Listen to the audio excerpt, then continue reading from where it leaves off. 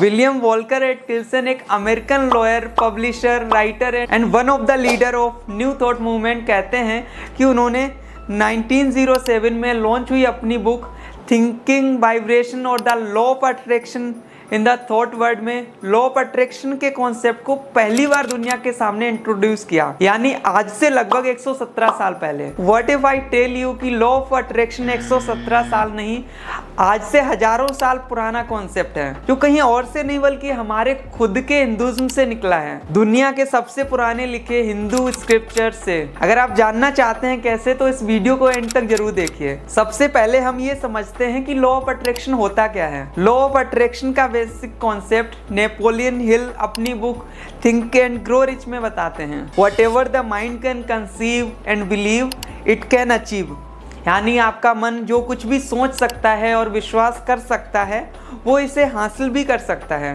रोंडा Brian अपनी book the secret में कहती हैं कि law of attraction law of creation है, यानी कि आपके साथ लाइफ में जो कुछ भी हो रहा है उसे आप खुद ही जाने या अनजाने में अपने विचारों से क्रिएट कर रहे हैं। यजुर्वेद के बृहदारण्यक उपनिषद अध्याय 4 के 4 और 5वें श्लोक में लिखा है, काममया एवायम पुरुष इति सा यथा कामो भवति तत्क्रतुर भवति यात क्रतुर भवति तत् कर्म कुरुते यत् कर्म कुरुते तत् अभिसंपद्यते। आसान शब्दों में इसका मतलब है, एक व्यक्ति जैसी इच्छा करेगा वैसा उसका संकल्प होगा, और जैसा उसका संकल्प होगा वैसे ही उसके काम होंगे, जैसे उसके काम होंगे वैसा उसका भविष्य होगा। ये श्लोक इस बात को तो क्लियर कर देता है कि आपकी लाइफ में सब कुछ आपके थॉट्स, आपकी इच्छा से ही शुरू होता है। अब मैं आपको हिंदुइज्म में लिखी लॉ ऑफ अट्रैक्शन की एक ऐसी बात बताने जा रहा हूँ जो वेस्ट के किसी भी बुक में नहीं लिखी गई है।